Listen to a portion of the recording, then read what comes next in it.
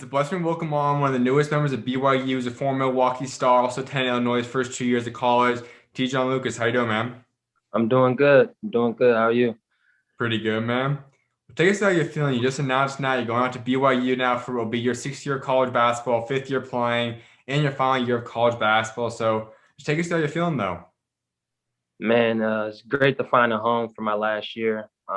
It was difficult, probably the most difficult decision I've made throughout any process I've had, just because at my next spot, I'm not going to be there that long. So it's a short time span and I want to get a lot done. So finding the right fit and the right program was very important to me. And I didn't want to go somewhere and regret it or something like that. So definitely had to dig deep and research, and BYU was the best fit for me.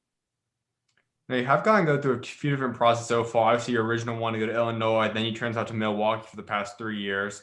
But how much have those helped you now? Kind of getting an understanding of how this recruiting process works. Obviously, this was different with COVID and all virtual wise, but like how much of those first two processes help prepare you now for this decision?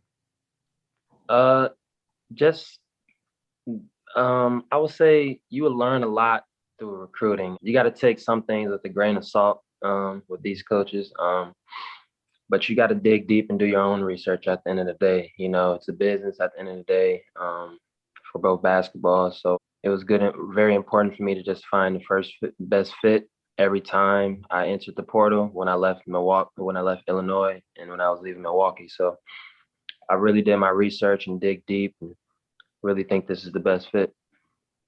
So you did have a top five. You had BYU, New Mexico State, DePaul, Utah, and Nevada in there. A great selection. Obviously, a couple of schools that are low major, some that are high major, a couple mid majors too. But like, what led you to BYU out of all those programs? Like, why was BYU the school you chose?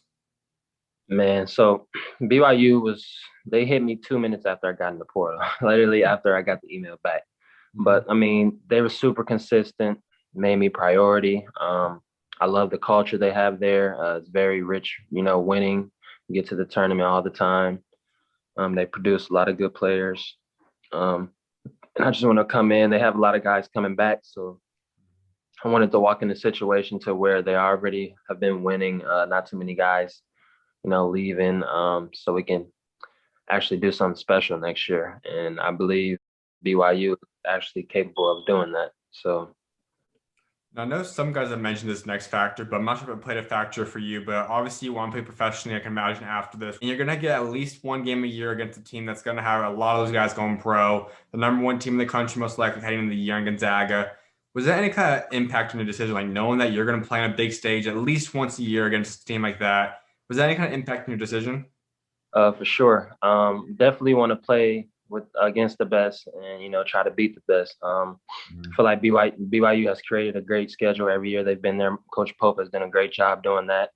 They have like a top 50 schedule every year, so they don't never duck any action. So definitely Gonzaga. You got to play the Gonzaga, the St. Mary's in our conference. You play them twice, so you get a chance to size up and match up against those guys. But definitely, it definitely played a part in it just because they always put together a great schedule, and Gonzaga is definitely a game I'll be looking forward to. Absolutely. We're going to get back into BYU a little bit on the end of this, but I kind of want BYU fans to get to know you a little bit better. Let's kind of head back and go through your story. Like you've obviously were just back home playing Milwaukee. It's where you grew up and where you're from. So what was it like growing up out there? Man, growing up in Milwaukee, it's kind of tough, man. A lot of distractions. You can get caught up in a lot of stuff down here. And it's not easy to make it out. I tell people when I graduated in 2016, it was only four Division One players Mhm. in the whole state, and it was one in the city of Milwaukee, and that was me. So it's hard. I grew up on the north side of Milwaukee, going to Silver Spring Neighborhood Center. It's like a boys and girls club kind of thing. I played AAU through there. They had like food pantry, ACT prep, summer camps. You can work in the summer, GED help. So I went there Monday through Friday, literally right after school. My mom made sure I went there. It was just to stay out of trouble and keep me on the right path. I love Milwaukee. That was one of the reasons I wanted to come back here, do something special for the city. Even though we didn't necessarily get that done, I still enjoy my time here, developed more as a player and a person.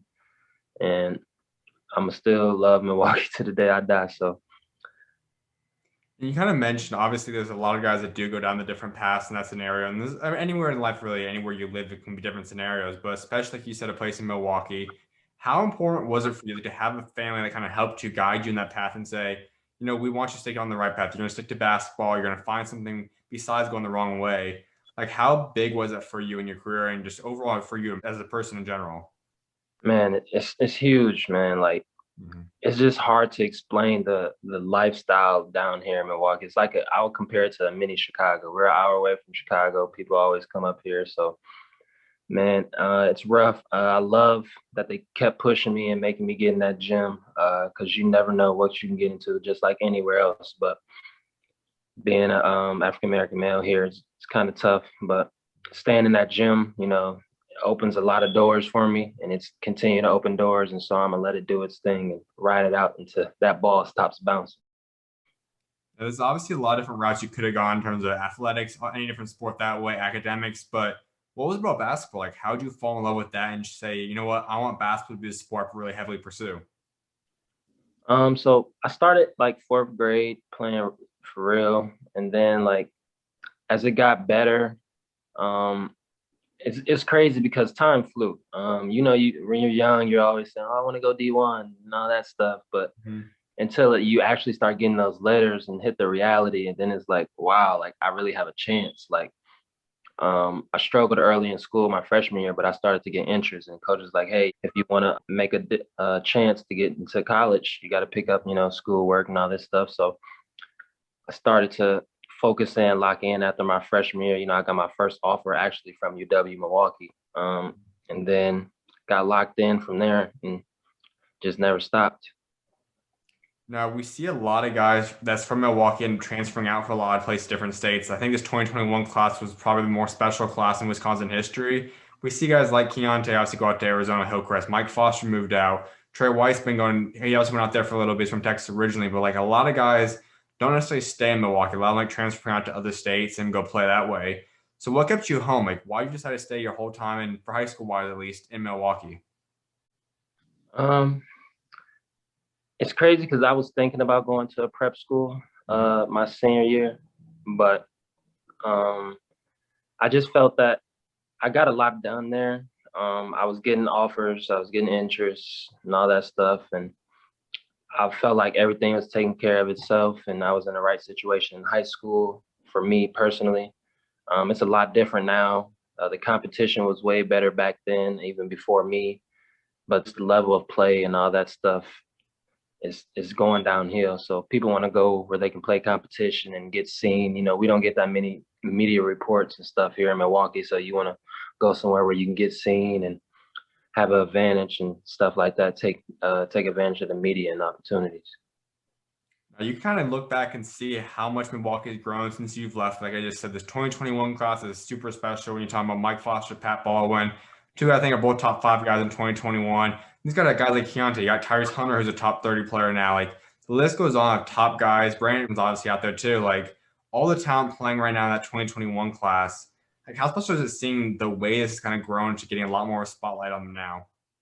Man, it's beautiful, man. Like every year, if I feel like we've had a lot of more talent. This year's class is probably one of the best classes that they had in a while, just because of the overall depth in it. But Milwaukee, we've always had a lot of good guys. Like I said, it's just some go in a different direction, or they just fall off. Find other interests and stuff like that. And then, like I said, you don't really get that much media and stuff like down here, so people tend to worry about that, especially in the social media era we in now. So it's kind of hard to find opportunities, but I think it's growing. I think it's going to continue to get better, but uh, I'm looking forward to see what it's headed to. Absolutely. And so let's go into your high school career a little bit. Obviously, you chose Milwaukee, Washington, which really, really grew your legacy, became the top ranked player you became. Take us through, like, why was that the school you ultimately chose? Uh, so Washington, it's right around the corner from my house, actually. About a 3 minute drive. I attended Sherwood High School at first. It was where my sister attended, very rich in academics, not really so good in sports rise. At the time, Washington was one of the powerhouses. Great coach. Their head coach was actually on our AAU program at the time, so he was a higher up, and I just felt going there, I was able to get tough. Playing in a city basketball is way different than playing in the Shorewood Conference. It was better competition. I think it better mentally prepared me to be where in the spot I'm in today. So I just wanted to. I mean, it was right around the corner, so I had to take advantage of that too. So location was good. Coaching was great. The teachers were great there. They made sure they took care of me, in the best way they could. And honestly, commend Washington to the job they did for me. So if I would have told you heading into your freshman year that you're eventually become a guy that's a top ranked player in the country, you're gonna have offers from Purdue, USC, Illinois, like the list goes on, and you're also going to be able to live a elite Division One level career for your entire college career now. Like, could you have seen that heading into high school?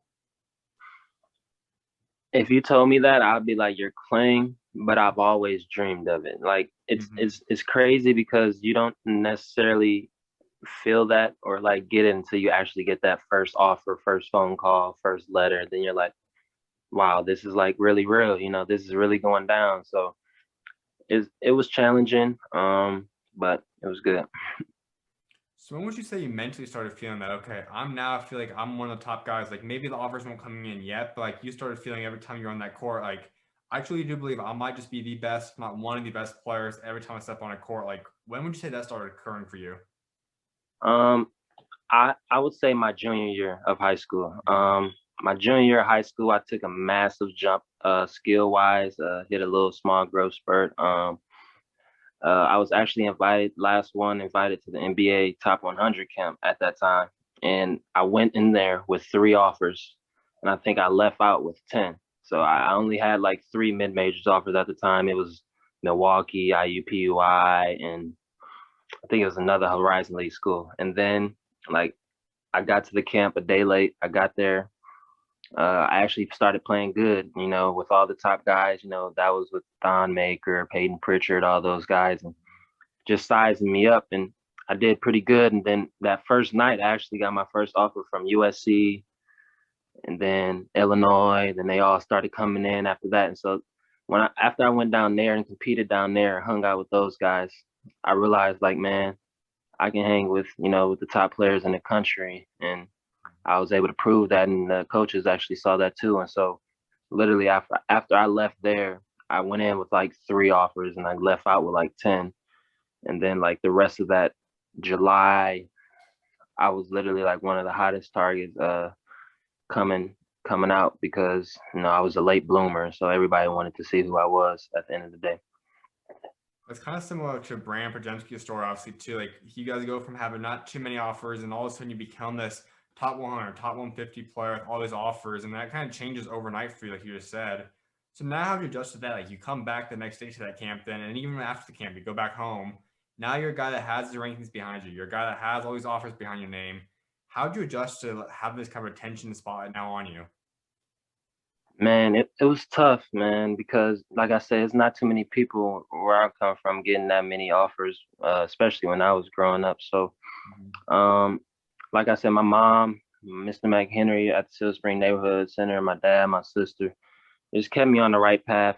Very humbling. I'm not really a cocky person, never have been, never will be. So I was just blessed and thankful for the opportunities because, man, I had a chance to attend college for free. And, who knows what I'd be doing if I wasn't playing basketball and able to get that scholarship. So walk us through that junior season, like you said, it's a massive jump for yourself. 14 points per game, 5 rebounds, 4 assists now. Also get second team all lead that year as well. Walk us through that junior season. Man, so my junior season, I felt great, sitting out, coming from Illinois. I took a lot into developing my game that year. Then being able to sit back and watch it. You see a lot of things on the court, but when you get back to sit back and watch it like the coach and stuff like that, you necessarily see different things. You get to see what the coaches see. So it's two different perspectives. I was able to learn the game a lot, watched a lot of film, I love watching film to pick the coach's brain and see what they like, but I was able to get familiar with the system. And even though I wasn't playing, I was still practicing every day, still getting familiar with the system. So when I came in, it wasn't really me missing any beats. I was just not playing at the time. So, but the jump, man, I just commend the coaches, my family, the dedication, the hard work, man. At the end of the day, it'll show off. It'll show. So then your senior year of high school, you end up going 14-4. You obviously have the injury that ends the season short for yourself, but you still get a lot of awards that year, a lot of accolades because you were averaging 21 points a game, 5 rebounds, 8 assists, also 3 steals per game. Kind of walk us through that senior year, like what allowed you to take your game to that level in high school? Man, so we actually I had some more players come in surrounded by me that was pretty good. At the time, he was a top player in the country. At the time, Deontay Long. But my coach just put me in the right positions, man. All my teammates believed in me. I just wanted to take advantage of that year. It was difficult getting injured at the end of the year because I think we only had about a couple losses at the time. We was predicted to go upstate. We were predicted to win conference, and we weren't able to accomplish those things. We only had one conference loss and ended up coming in second. So it was tough getting injured, but I supported my team every day. It was just tough, and I really appreciate it. The coach and staff, they really let me rock out and be able to showcase all my talents, shooting, rebound, and assist. And I can't thank my coaches and my teammates enough for being able to help me with that. Let's walk into that recruiting process because, as we kind of talked about, now you have schools like USC involved, Illinois, Purdue, Memphis. Like the list goes on, different schools involved with you. So, what brought you to Illinois? Like, why was it the school you finally chose?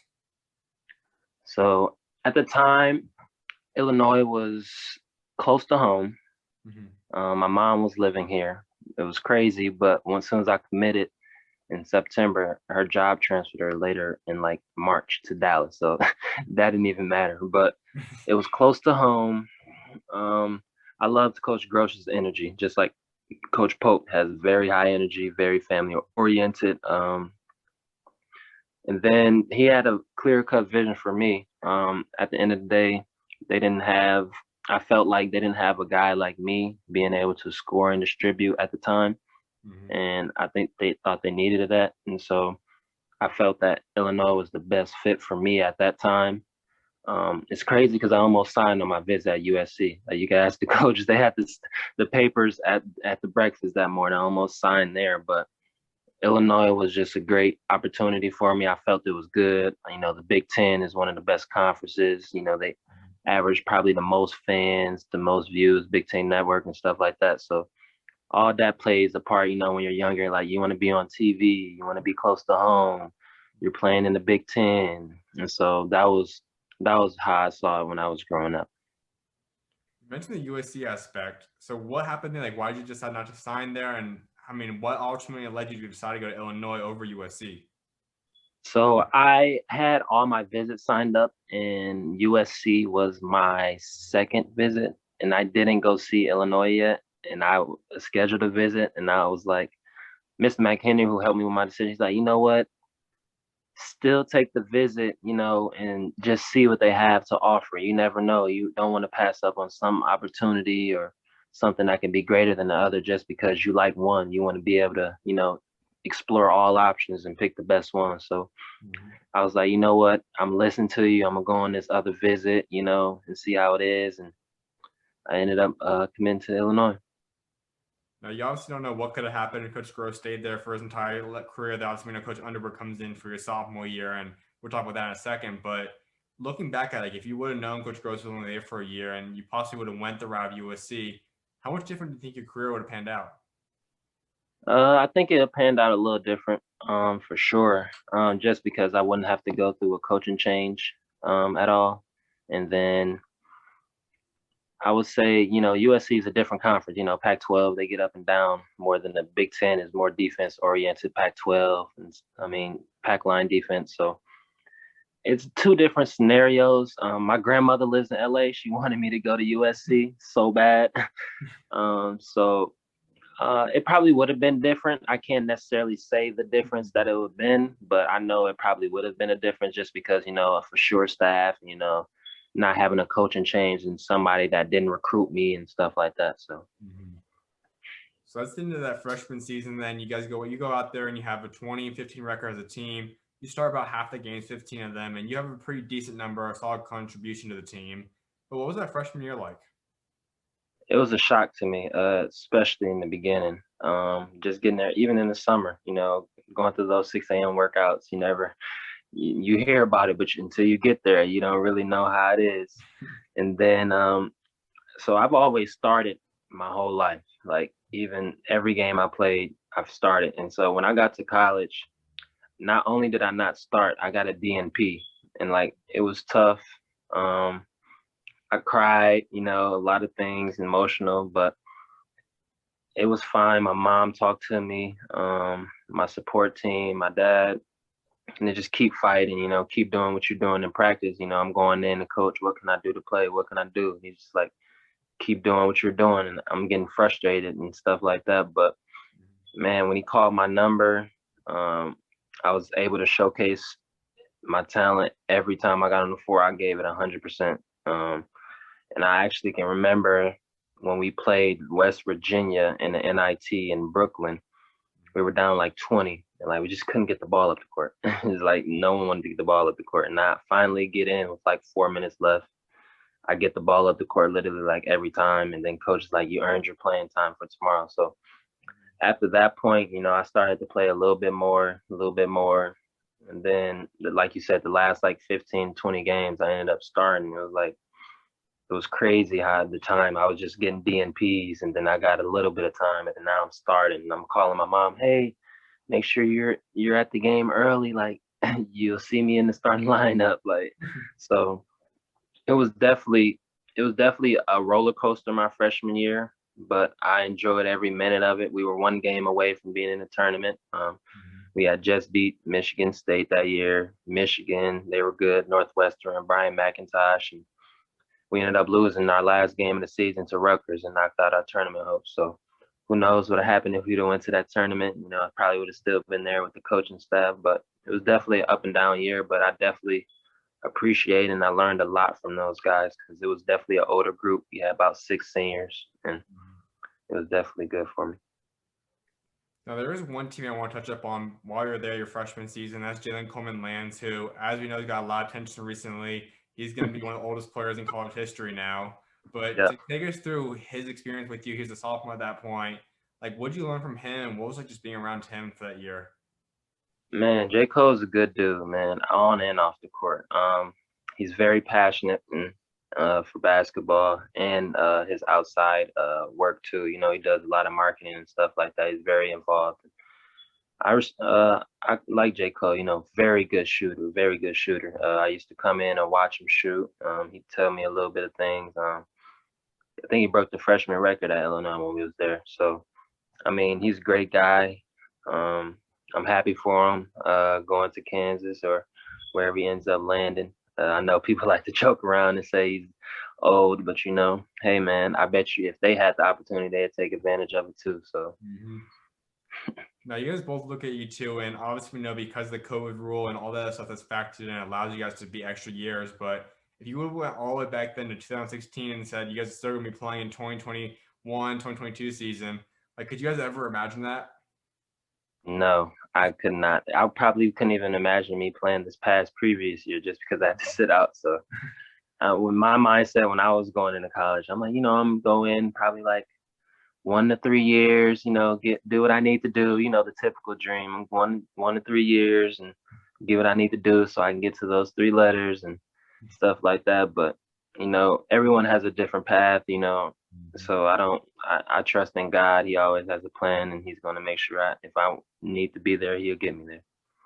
Amen, man. Well, let's kind of head into your sophomore year then. And that offseason for starters is crazy because you have a whole coaching change. Coach Underwood comes in, who obviously has panned out great for the program. He's done great things there, but obviously it's not an easy job for anyone that has to be coached by someone that didn't recruit you. It's a much different scenario. So walk us through that. Like, how'd you learn about the firing? How'd you take it in? And how'd you adjust to Coach Underwood? Man, it's crazy. I see the firing, we got a text message at my house Mhm.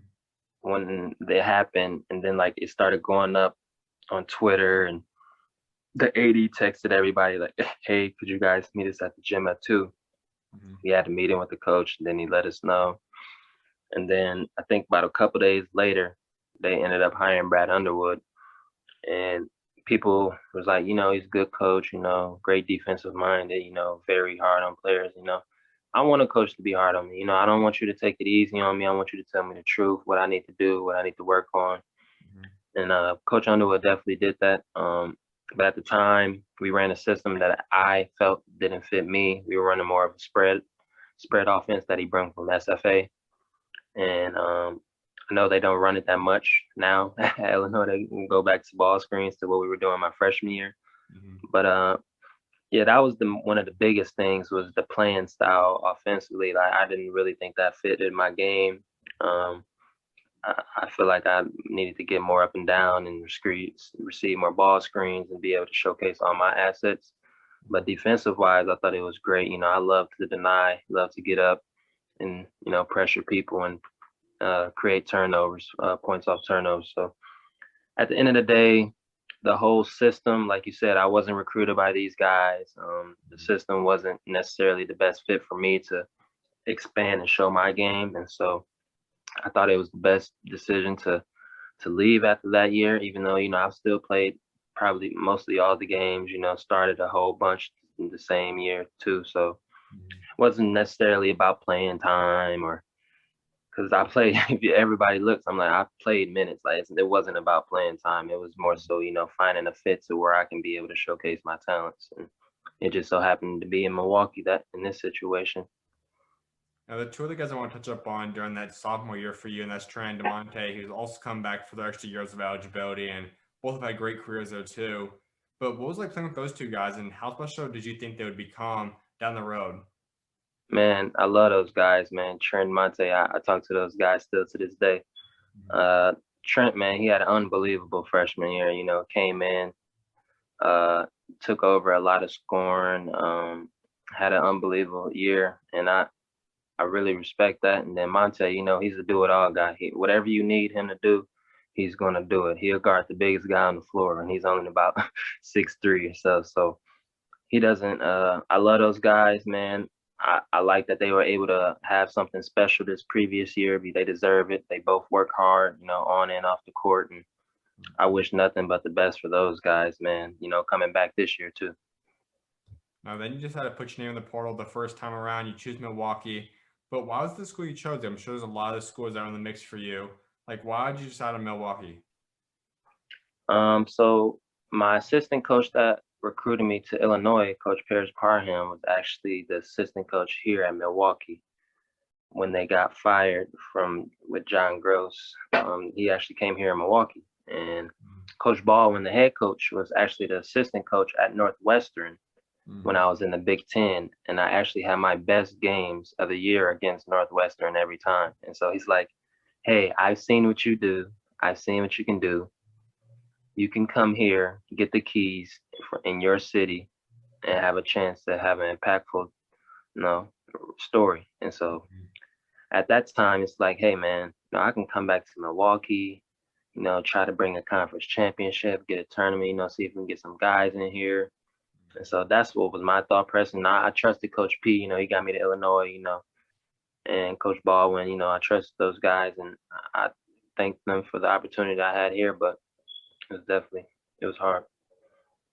Now, we do have the big debate now. Obviously, we know in your new scenario, you're going to be go right to BYU and most likely be able to play right away. But back then, obviously, you had to take the year out. You had to go redshirt for a season. That's what the new rule is. Obviously, eliminating that for your first time of transfers.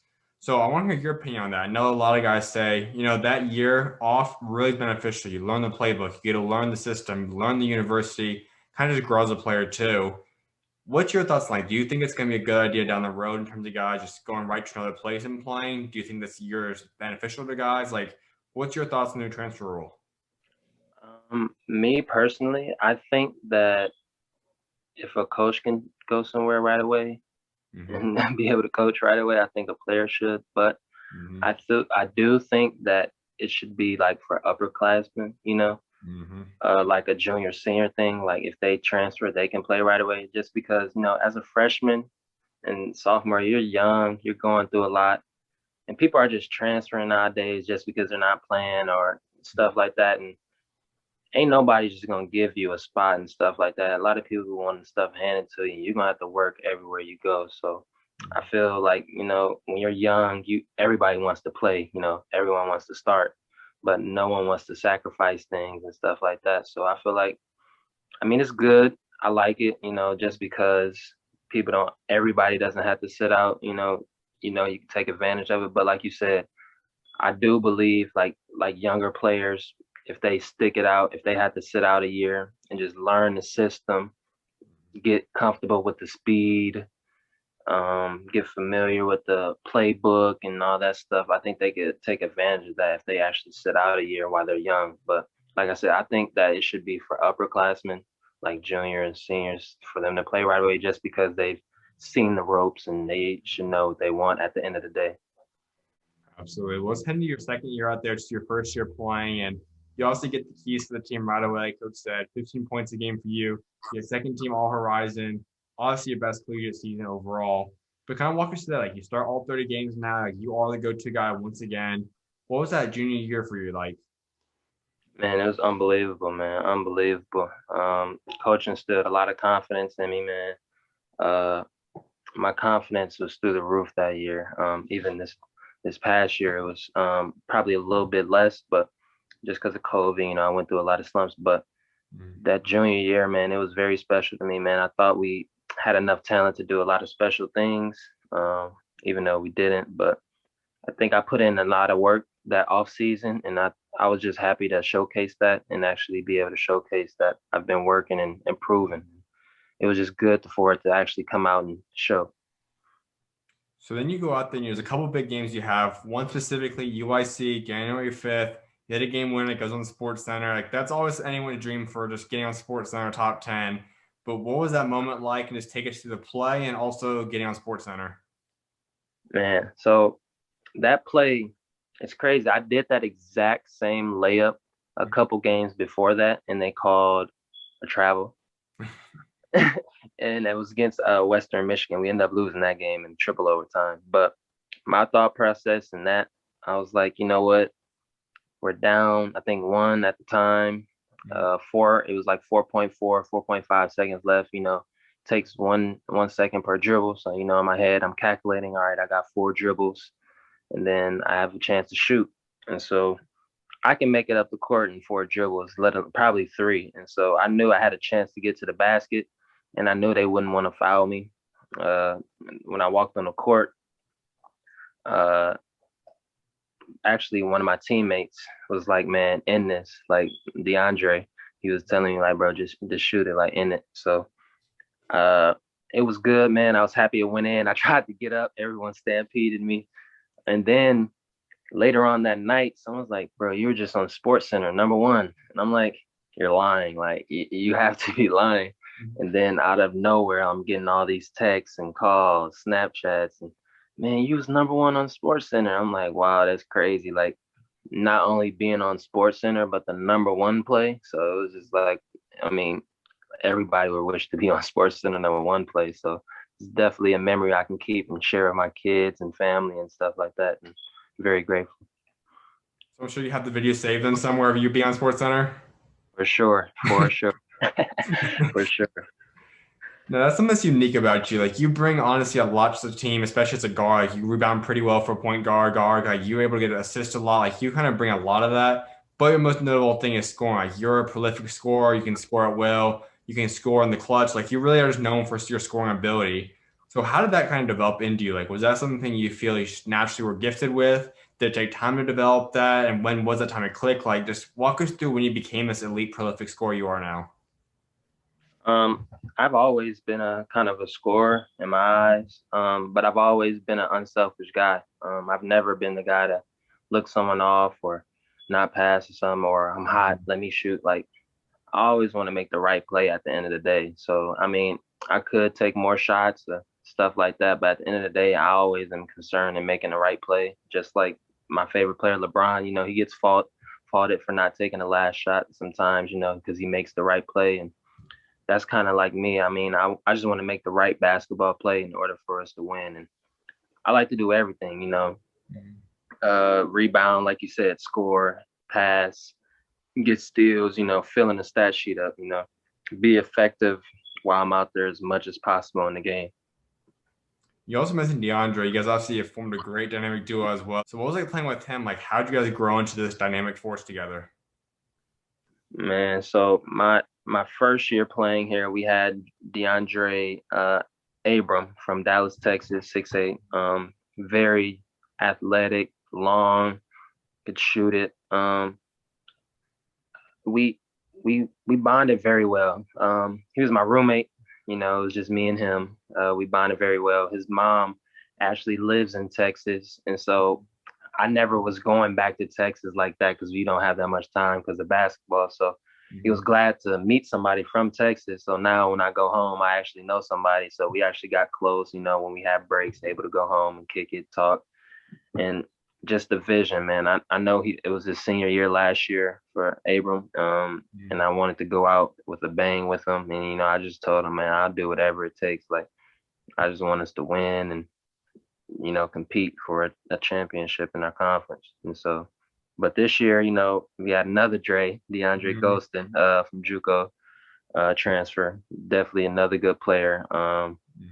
Great shooter, works hard. But I liked playing with him.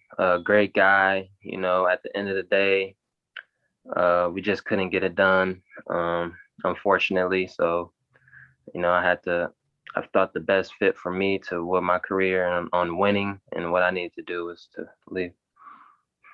So then you have to go through all this COVID pandemic stuff as the whole world did. And obviously for you guys, it's affected you guys drastically throughout the course this year with all the mask mandates, the locker room stuff, wearing masks nonstop. Like you guys obviously testing nonstop. Like it's been a hectic year for you guys. So how did you adjust to this? Like how did you take in the whole COVID season? It was tough. It was tough. It was tough. Just getting tested about 2 or 3 times a week, and you got to basically we were quarantining basically the whole season. Like you don't want to see anybody because you don't want to sit out 14 days just because you wanted to see a friend or something like that. Like it wasn't no point in risking that. And then not having fans, not being able to see my mom, my sister, my family, they weren't able to come to any games. That was challenging. And then the most challenging, I think, is when our COVID hit right at the beginning, like literally a week before we started our first official games. And I was the last person to get it. And I came back like 2 days before we played Kansas State. You can literally watch the game. It was a guy, he's trying to inbound the ball to me. And I turned around and I'm like, you know what? I can't catch the ball. Like, call timeout, coach. I'm tired. Like, I can't get up the court. So, like, COVID really did take a toll on me this year. I think just my body, I never felt like I was just me. Like, but I was able to play. I hate sitting out with a passion. So, I wanted to play as much as possible, even though I had COVID and I not felt right. But at the end of the day, like our whole team ended up getting it and we battled, we fought. I just commend our team for keep fighting, man. It was a hard adversity year, having games canceled. Like we went and played Robert Morris the first day. And then because we were doing back-to-backs due to travel. And then the next day when we were supposed to play them after losing by one, someone popped positive on their team. So the game is canceled. So like, it's just hard, getting mentally prepared. It's a long mental process, getting prepared for a game, and then you get your hopes shot down. Then it's like, dang, like we just did all this preparing mentally, physically, and now we don't even get the reward that we really want, and that's playing the game. So that was probably the most challenging thing, was just games getting canceled. We only played like a high school schedule, like 22 games and stuff like that. Like that's usually people's conference games and stuff like that or stuff. So that would probably be the hardest thing, was just not being able to play games or worrying about, man, I can't do this, or I can't go get no food. I got to get everything delivered, stuff like that, just because you don't want to get COVID and be out for 14 days and miss no days. Let's get into this whole transfer portal process and decision to move on now, ultimately to BYU, as we know. But I have to ask you one thing. Like, you look at this team in Milwaukee, obviously, you guys didn't achieve the ultimate goals, but obviously, I know there's a big move that just came in about a couple of days before you obviously announced, and Pat Baldwin coming out there, a top three player, another Milwaukee guy. Was that something that attracted you? Like, did you kind of consider going back there to say, I have him, we have DeAndre coming back. Like, we have this team that's looking potentially pretty solid if I decide to come back. Like, did you ever consider returning back to Milwaukee after he came back and you found that out? So before it's actually before he even committed, I Mhm. was trying to, we needed some bigs, we needed a couple more shooters to surround me and him with. Mhm. And I felt that if he came with those pieces, we would have had a great team, stuff like that. I was definitely considering it, he's top five, he's gonna have NBA scouts in the gym all the time. So Mhm. you can take advantage of that for sure. But ultimately, I felt that, you know, I just felt that I had the best uh, chance to make it to the tournament somewhere else, not here. It's a Mhm. one bid league. Yeah. It's competitive. Um, it'll be hard. I hope they win. Don't get me wrong. I really hope they win the league and get to the tournament. It'll Mhm. be good for my city. But I really think BYU has a really good chance in returning back to where they were just at in sixth seed. And we got a lot of guys. They got a lot of guys returning. We're always top 50 schedule and stuff like that. So um, I just feel that my assets and stuff like that could be best used at BYU and be able to help a team impactful and winning. Absolutely. We're going to discuss the top five and why you chose BYU. So let's get right into the program a little bit more and your fit. And we know there's one big piece that maybe you have inside information with, but obviously we'll let for him to decide when he announces it, Alex Barcelo. But ultimately, we know that what he brought to the table was a lot of stuff to the table. And right now on paper, obviously, we don't know if he's going to come back or not. But if he moves on, I think that's going to be more of the role you're going to probably fill. So how do you plan to fill those shoes? Like, there's a couple of the big guards on that team that's moved on now. So how do you plan to go in there and replace those guys and kind of fill the role that they brought to the team? And I'm coming in and trying to be myself, and then I'm whatever coach needs me to do. At the end of the day, I trust him. BYU has been in the tournament the last 3 years.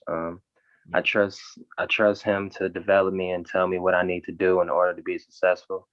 And so I'm just go in with a clear mind, and just literally ask what you need from me, coach, in order for us to win. And I'm gonna do that to the best of my ability every day. So what is it about Coach Pope? Like we've seen his rise quickly. He's become one of the best young coaches, keeps rising up, and now he's at BYU. Three straight tournament appearances, obviously you just mentioned. Like, what is it about him? Like, why is he such a special coach that's able to get the job done at this level and also attract guys to come to Utah and play at BYU? Man, Coach Pope is a great guy, high energy, man. He played in the NBA, was able to play against Michael Jordan, a lot of ties. He's in the last dance stuff. So, but Mhm. Coach Pope's a great guy. He knows the basketball. He knows what it takes to get there. He's been there. He's actually played there. He plays against one of the greats and Mhm. has a lot of connections with the NBA. Um, and like I said, I just feel like as a guard, he was somebody that played in the NBA and he knows what it takes at the end of the day. And that was a big thing for me. Is somebody that can help me to get to where I want to be in my goals. And I've seen what he done to Barcelo, coming from Arizona. He shot about 28 or something from three, and he turned to 40-some% 3-point shooter in a matter of the couple months that he was there. So, I trust in him and believe in him that he can develop me as a player and as a person, and I think it'll be good for him. I mentioned too, like this roster is not yet set. There's still pieces to come in. Like I said, Alex could come back. We haven't. He hasn't obviously publicly announced that yet. There's also guys that have openings for, like guys to replace. But out of what you see on the roster right now, and even maybe with some of the pieces you might know could be coming in the future, like what can we expect from this year's BYU team? Like what's the differences? What's the similarities? Like what will this team be capable of doing this year?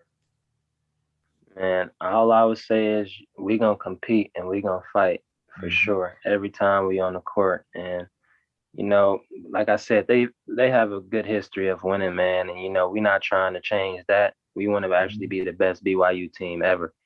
And so that's what we're trying to do right now, build the best BYU team in history and try to make history. We talked a little bit before we started this up, but you've been in Milwaukee the majority of your life, spent a couple years out in Illinois, which is still pretty close there, but the same region, the same area of life.